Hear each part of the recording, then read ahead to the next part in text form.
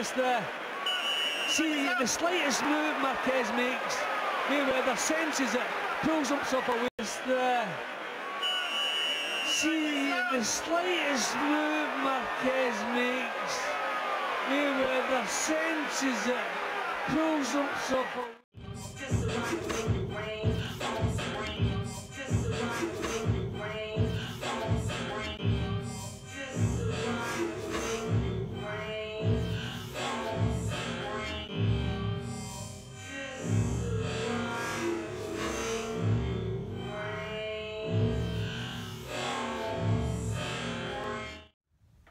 What up, fighters and fight fans? It's Salvador again, bringing you another Sweet Science tutorial. This time I'm actually really excited about this one. Going to be bringing you the pull counter tutorial.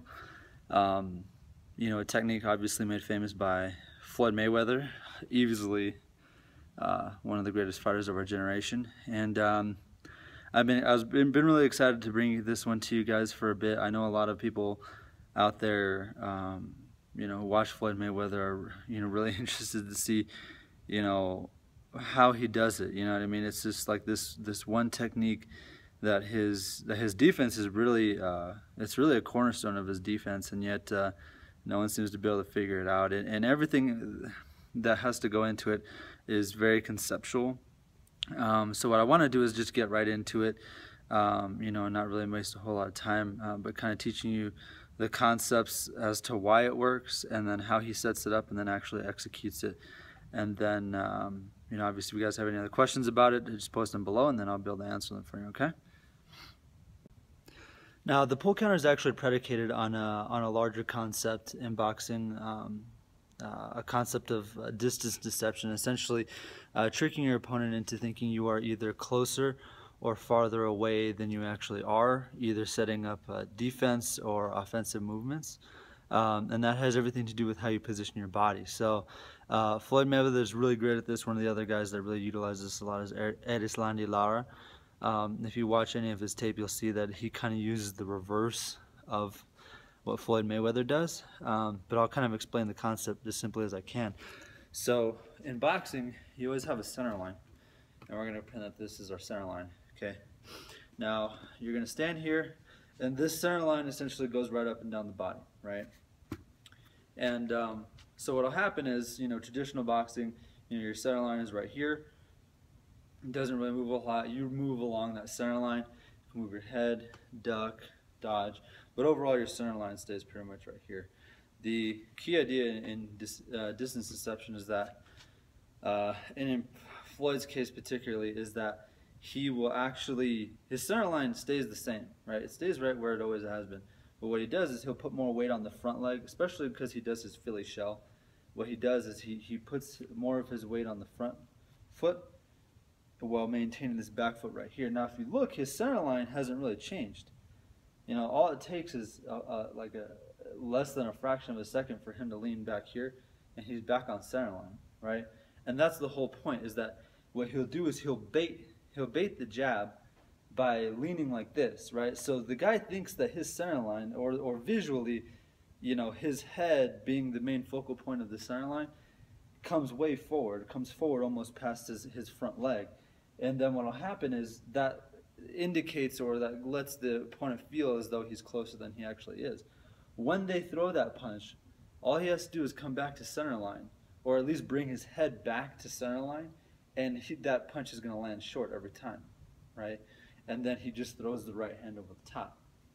So Erislandy Lara uses it a little bit differently in that he takes a really wide stance, right? He'll take a wide stance, and then so when he does this, you know, you're kind of focusing on his foot position, where his foot is way out here, right? His foot's way out there. He's closer than he actually appears, because he's got really long legs and really long arms.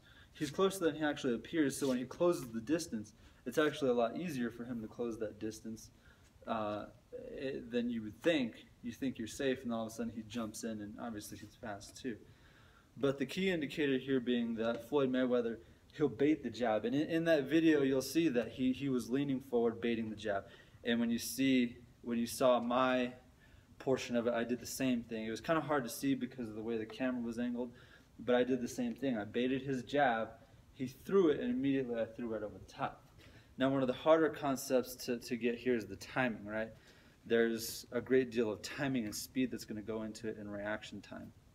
And kind of a quick tip that I usually use when I'm doing the pull counter or trying to bait a pull counter is that obviously I keep track of where the head is at because I want to make sure that I'm hitting on target when I throw my overhand right. But what I do is like peripherally, meaning I use my peripheral vision, what I'll do is I'll usually watch that lead shoulder, because that's usually a huge indicator of when they're going to throw the jab. A lot of times when they throw that jab, I'm not even watching their hand at all. As soon as I see the shoulder move to throw a jab, I immediately pull back and throw over the top, because I know that based on where my body's positioned, that punch is never going to land. So I'm not even worried about the punch, right? I'm not even worried about it because I know that punch is never even going to reach my face. So what I do is as soon as I see that shoulder move, I immediately react. I pull back, and one of the times I will sink down into this leg, obviously, like sitting down on the punch, obviously, that concept. And then I'll throw my punch right over the top. So what I do is I'll bait, wait, see that shoulder move, pull back, and immediately throw right over the top, right? And so that's how I do the timing, right? Maybe Floyd Mayweather can actually see the punch coming because he's that phenomenal. I'm not, so I have to rely on indicators like the shoulder movement. But if you're just beginning, that's a good way to start. And it takes a little bit. You have to be very confident in your positioning because you have to be confident that the punch isn't going to land, right? Like that's the whole point. And even if they feint the jab and you see that shoulder move, well, guess what? Your right hand is coming, and your right hand is going to land either quicker than their follow-up jab or quicker than their follow-up right cross. So either way, whether they feint it or whether it's an actual jab, that right hand is still going to connect either way. And then afterwards, it depends on what they do. If they continue to follow through, like on Floyd Mayweather's segment, you saw that he hit Marquez and then he ducked and then pivoted. You know, it's always great to be defensive minded. When I hit my guy, he took like 3 steps back, so I didn't really need to do anything defensively. You know, Floyd Mayweather, you know, the latter portion of his career, he wasn't like the biggest puncher. So, you know, he would hit these guys consistently with that. If you have any amount of power and you're catching guys that cleanly with it, most likely they will end up stepping back like my guy did. You know what I mean? Like I hit him and then he took like 3 steps back. Most of the time you won't have to follow that up defensively, but you know, if you got a really big guy or someone's got a really solid chin, you know, it's always good to you know, duck, pivot, or just pull back, or just something defensively to kind of cover yourself. But that's pretty much it in a nutshell. You know what I mean? It takes a lot of practice. It's very simple, but but you have to understand the concept in order to really execute it properly. And it all comes down to distance and timing. You know what I mean? Like Mayweather used to always say, it comes down to you know, it comes down to inches. You know, inches make the difference. You know, and when you're counterpunching, it's very true. So if you guys have any other questions for me, just feel free to post them down below, and I'll try to answer them for you guys in relation to this technique or really anything else. But thank you guys for watching, and you guys keep practicing. Have a good one.